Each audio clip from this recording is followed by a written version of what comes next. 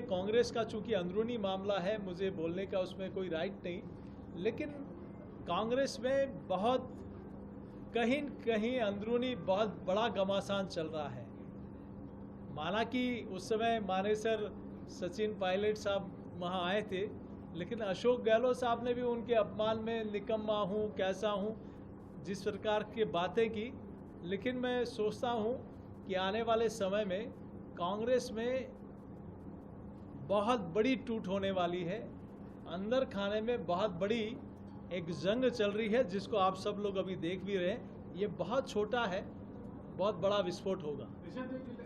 में एक धर्म परिवर्तन का मामला था, धर्म विधेयक कानून की बात भी आप कर रहे हैं, मगर फिर भी ऐसे मामले इन इलाकों में आए नहीं। देखिए, ये 12 वर्ष पहले ये कितनी बड़ी संख्या में फैले होंगे, कितनी बड़ी फॉरेन फंडिंग इन लोगों के पास आती होगी, लेकिन आज कई एक्ट बनने के, कानून बनने के बाद, कई प्रकार की कैपिंग लगने के बाद उसमें नहीं के बराबर न्यूनता आई है।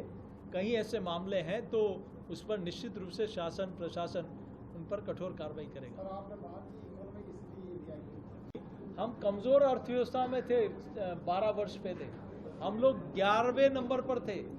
आज भारत चौथे नंबर पर आ गया और तीसरे नंबर की दस्तक दे रहा है। तो ये कहीं कहीं भारत की ताकत को दर्शाता है।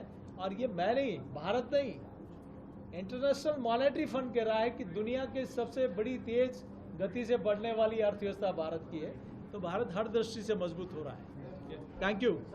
निश्चित रूप से 12 साल बेमिसाल, 12 साल विश्वास के, 12 साल विकास के, 12 साल जन कल्याण के, इस देश की सीमाओं की सुरक्षा से लेकर सेना के मान से लेकर इस देश के समुचित और पूरा जो हम लोग देखें तो युवा हो, महिला हो, किसान हो, गरीब हो, मजदूर हो, पीड़ित हो, शोषित हो, हर वर्ग के उत्थान और कल्याण की योजनाएं।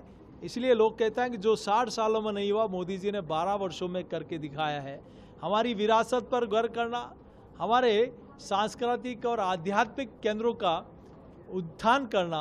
मैं सोचता हूं कि इन 12 वर्षों में जो निर्णय हुए हैं, निश्चित रूप से हमारी अर्थव्यवस्था से लेकर हमारी सुरक्षा को लेकर, air strike, surgical strike, operation Sindoor को देश की जनता ने, कहीं कायराना किसी ने हमला किया तो उसका मुंहतोड़ जवाब भी हमारी सेना ने करते हुए देखा है।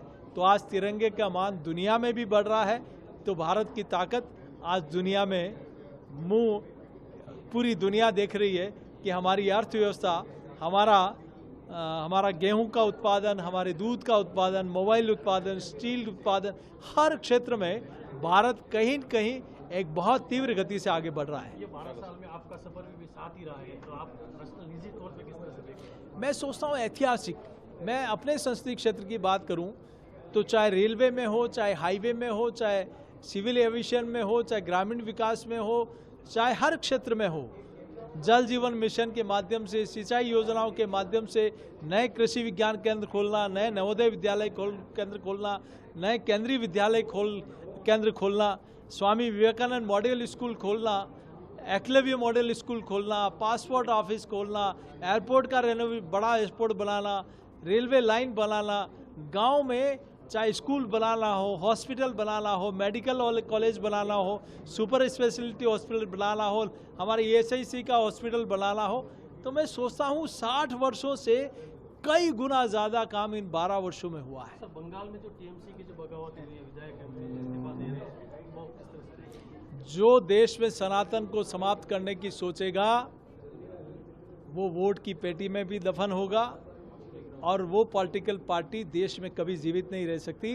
वो कहीं किसी कारण, मोह के कारण कुछ समय एक साथ रह सकते हैं, लेकिन लंबे समय तक राष्ट्र विरोधी, सनातन विरोधी ताकतें देश में कभी जिंदा नहीं रह सकती।